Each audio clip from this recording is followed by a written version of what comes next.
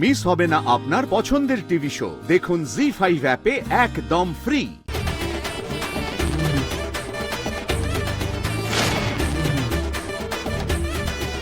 Miss ছোট জামা তো দেখছি নাতিবাবুকে বেরোতেই দেবে না।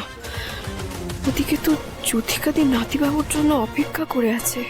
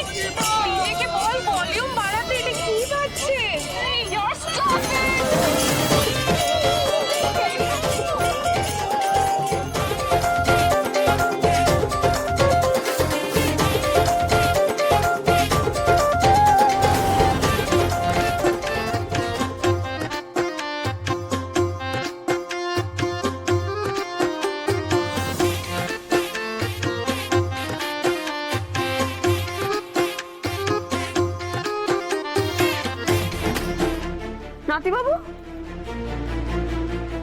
কোথায় গেলেন? এই জোনাকি বিশ্বাস। ওমা, এটা কি? বাইক বলে না মানে এটা কোথা থেকে আনলেন? এটা তো ছিল না আসার সময়। এই যে তুমি নিজের মনে মনে এত জ্ঞান দিচ্ছিলে, টাইমের সেন্স নেই, তুমি কি ভেবেছিলে ধ্রুবমিত্রের টাইমের সেন্স নেই?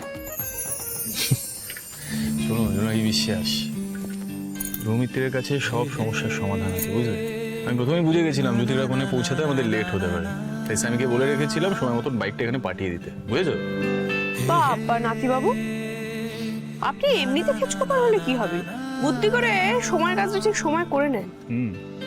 আমি তো এরকম উঁচু বাইক জায়গায় কোনোদিনও উঠিনি। তা তো ফার্স্ট টাইম চড়বে। না, আমার ভয় করে। আচ্ছা আচ্ছা, আমার আমার আমার যাওয়ার দরকারটা কি বলুন তো? আপনি জ্যোতিকাদির কাছে যান, আমি বাড়ি চলে যাই। বাহ, সত্যি তোমার মতন অ্যান্টিক পিস না আমি লাইফে দেখিনি জোনাকি বিশ্বাস, সিরিয়াসলি বলছি আমি। এই নাকি তুমি জ্যোতিকাদিকে এত ভালোবাসো, তোমার দিদির মতন, আজও লাইফের এত ইম্পর্টেন্ট একটা দিন আর তুমি সেখানে যাবে না, জাস্ট বাইকে বসবে না বলে এইসব অজুহাত দিচ্ছ? বসো বসো বসো বসো। আচ্ছা আচ্ছা, ঠিক আছে উঠছি। কি হলো? সেফটি ফার্স্ট, পড়ো।